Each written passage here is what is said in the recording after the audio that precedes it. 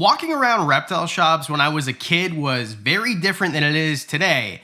So it made me think, what if we went back, like 60 years back? Let's go over the top 5 reptiles you saw everywhere in the 1960s, but you can't find anywhere anymore, and why that is. My name's Adam, this is Diamond, you're watching Wickens Wicked Reptiles, stick around.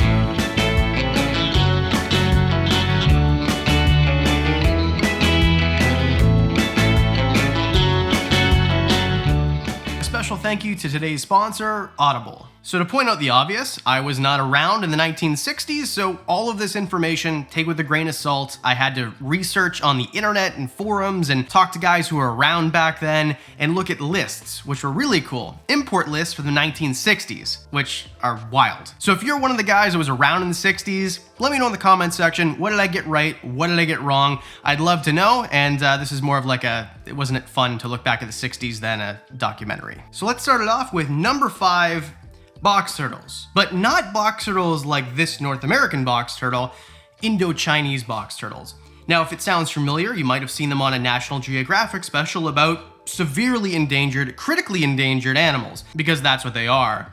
These come from parts of Asia, obviously as the name suggests, and you can't really find them in pet stores at all because you can't bring them in to the country anymore. And by the country, I mean you can't, they don't really export them from parts of Asia where they're from. They are beautiful animals, and honestly, the care doesn't seem like it's that difficult. Looking at care guides from way back in the day, or even people talking about them on forums, I guess they were pretty hardy in captivity, but there wasn't a lot of breeding going on because why would you when you could just bring one in for 20 or 30 bucks? Now, like I mentioned, you can't really take them out of their natural habitat anymore legally and bring them into the country. They're an Appendix 2, a CITES Appendix 2 animal, so you don't really see them here basically at all. I tried to look for ones for sale, I couldn't find a single one, and the main threat to them is that they're collected not for meat as much as for the trade, the black market trade. So they're really difficult to find, there's not a lot of them left, and if a poacher finds one and ships one out, well, that guarantees that animal will not reproduce in its natural environment, and therefore it'll even further impact the species. So, very simple explanation. You don't see them anymore because there wasn't a lot of captive breeding, the import got cut off at the knees, and that's it. Number 4, elephant ear chameleons. What the heck is an elephant ear chameleon? Well, it's a chameleon that looks like it has elephant ears. That's basically what it is. These animals are from Madagascar. They are of least concern in terms of endangerment, so they're not endangered at all. So why don't you see them? Well, that's really interesting because I don't know. It seems like a big species of chameleon, up to 13 inches for the males, the females slightly smaller, that tend to do really well in captivity from all the information that I could gather. Now, normally I like to talk to a breeder or someone who keeps these. I couldn't find anyone that would be willing to comment, so all the information that I found was on forums, basically, that you could find too. And it seems like they are very hardy. They are beasts of chameleons in terms of their size. They're really big. They have these elephant ear type projections that they will raise up to look more threatening with a gaped mouth if they are kind of being predated on. Is that a thing? If a predator comes by. So I'm not sure exactly why you don't see them more often. They just are so cool looking in my opinion. And on every list from the 40s up until the 80s that I saw of import lists, the Crutchfields, there was one from Philadelphia. There's a whole bunch of lists that I was sent on Discord. Shout out Toast, appreciate you buddy.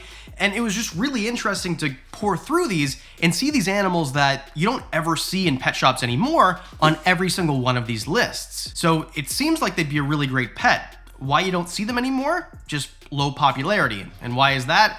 I don't have a freaking clue. Before we move on, I want to say thanks to today's sponsor, Audible. Audible is a leading provider of spoken word entertainment all in one place. Whether you're looking for original entertainment from top celebrity creators or the thousands of popular podcasts, Audible will have something for you. You will also get full access to our popular Plus catalog. It's filled with thousands and thousands of audiobooks, original entertainment, guided fitness and meditation, sleep tracks for better rest, and podcasts, including ad-free versions of your favorite shows and exclusive content. All of these are included in your membership, which means you can download and stream as much as you want.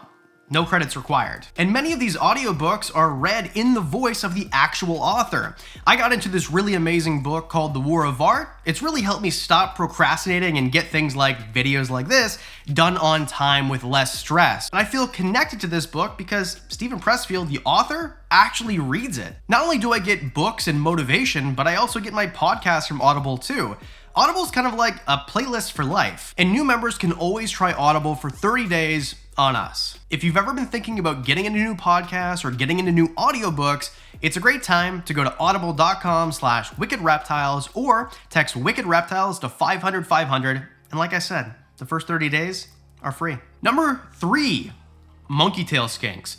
Now, you might actually know the entire history of these. They were brought in for a long time from the Solomon Islands, and then we cut that off. So they're not really exported legally out of the Solomon Islands anymore, and that's why back in the day, you could get them for 20 or 30 bucks, or maybe even less. Sometimes it depends, right? Some of the lists from the 70s, they got up to about 85 bucks, but they were around 20, 30 bucks before that in the 60s. Now, these are big skinks. They're the biggest skink in the entire world. They're a nocturnal animal that eats just vegetation. They generally don't eat insects or any type of protein matter at all, and they can eat pothos, which most animals would get sick and maybe die if they ate. So very unique. What also makes them unique, and one of the reasons you don't see them anymore, aside from the fact they can't be brought in, is captive bred animals. They're really expensive. Even the ones that have come in are $1,000 plus. The one that I got a wicked deal on. It was listed for $1,500, and they just don't reproduce very readily. It takes up to 2 years for them to produce one really large baby. Now, it is a really large baby, and they do really well in captivity, but if you're only producing one baby every 2 years per pair, well, it's pretty darn slow to get new babies. And therefore, the price goes up and the availability is really low. So I'm not saying that these are rare and you can't find them at expos and reptile shops, but in terms of pet shops, you're not gonna see these at a Petco or a PetSmart. Now, these are amazing animals, and I would love, if you want me to do a care guide, setup guide, the whole thing, I've got an enclosure coming for the one that I have now, which is now in quarantine, Bruce, and I'm planning to get another one because they do cohab and do well in groups. But anyway, if you wanna see more videos about it, hit like, hit the subscribe button, they're coming. But otherwise, let's just move on to number 2. Number 2, BigHeaded Turtles. Now, are these turtles with big heads? Yep, that's why they're called that. These are really interesting because they are critically endangered. There are very few of these left in the entire world. And in Southeast Asia, where they're from, they are preyed upon by humans, not only for trade, which would be illegal to export them, but also for meat. So it's kind of a double whammy. They're good to eat, and they're good for poachers to make money to sell them. Now, these are pretty big turtles. They look, in my opinion, they look kind of like the North American snapping turtles. They're of no relation, but they look like that sort of, and they do a really cool thing with their tails where they can prop themselves up so they can kind of crawl over logs and stuff like that.